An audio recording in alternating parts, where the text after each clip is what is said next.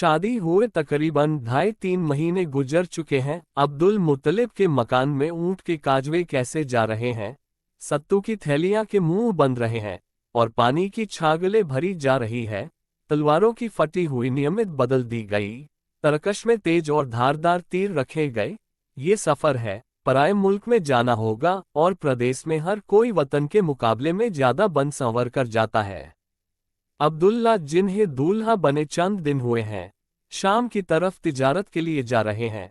अजीज रिश्तेदार जाने वाले को अलविदा कहने के लिए जमा हो गए।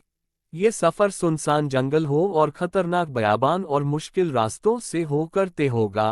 अब्दुल मुत्तलिब के बेटे मदीना से 6 मंजिल जाकर जो नखालिस्तान आता है वह खतरनाक है। वहां काफिले लुट जाया करते हैं। सुना है गिफारी कबीले के लुटेरों ने उधर कयामत मचा रखी है, होशियारी के साथ जाना।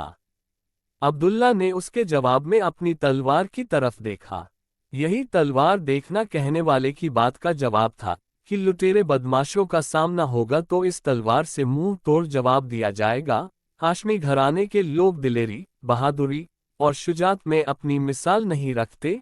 खतरे उनको डरा नहीं सकते। उनकी तलवारों ने बड़े बड़े खतरनाक मौकों पर काबे की निगहबानी की है।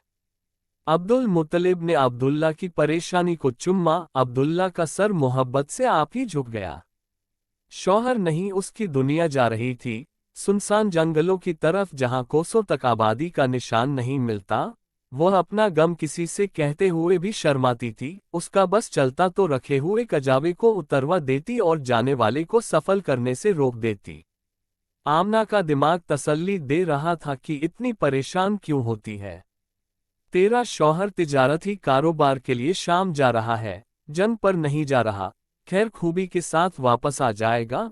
कुरैश रोजाना यमन, शाम और मिस्र जाते रहते हैं। कुरैश की तो जिंदगी घोड़े की कमर और ऊंट के कोहानों पर गुजरती है। 6 महीने की बात ही क्या है, पलक झपके इतने दिन बीत जाएंगे। मगर उसका दिल आप ही आप बैठ जा रहा था। कोई उसके कान में कह रहा था कि अब्दुल्ला को खूब जी भर के देख ले, फिर देखना नसीब हो कि ना हो। अब्दुल्ला ने भी दरो दीवार पर हसरत की निगाह डाली, जैसे कोई हमेशा के लिए जा रहा हो। उनकी आंखों में हमेशा के लिए जुदाई झलक रही थी।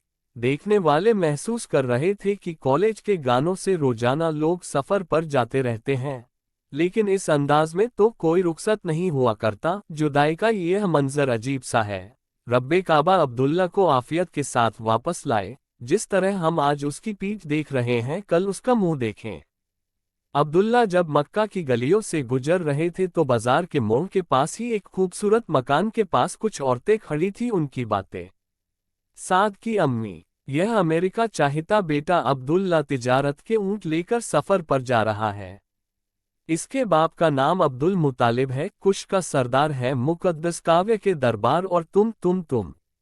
बात काटकर अनजान कहीं की, तुझे तो बस बुर्रियों के साथ खेलना और गीत गाना आता है।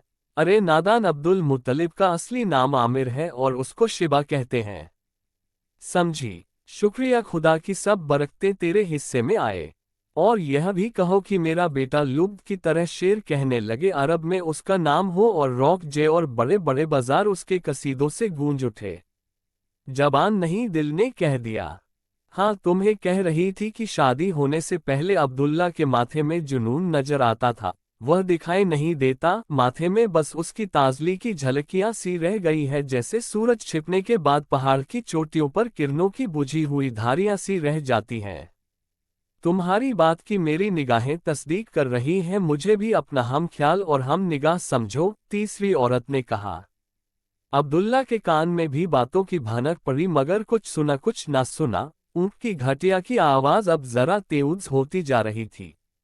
आमना छत पर चढ़ गई और उसे वक्त अब्दुल्ला के ऊंट की लाइन देखती रही जब तक खजूरों के झुंड में ये काफिला छुप ना गया। मक्का की पहाड़ियों ने इस धुंधलके के पर और पर्दा डाल दिया है। वह छत से उतरी, परेशान, गम ज्यादा, जुदाई का गम लिए हुए, नाक पलकों को कुर्ते के दामन से पूछा लड़ते हुए, हाथों से पुरानी यादें कुछ अधूरे खाके। जारी।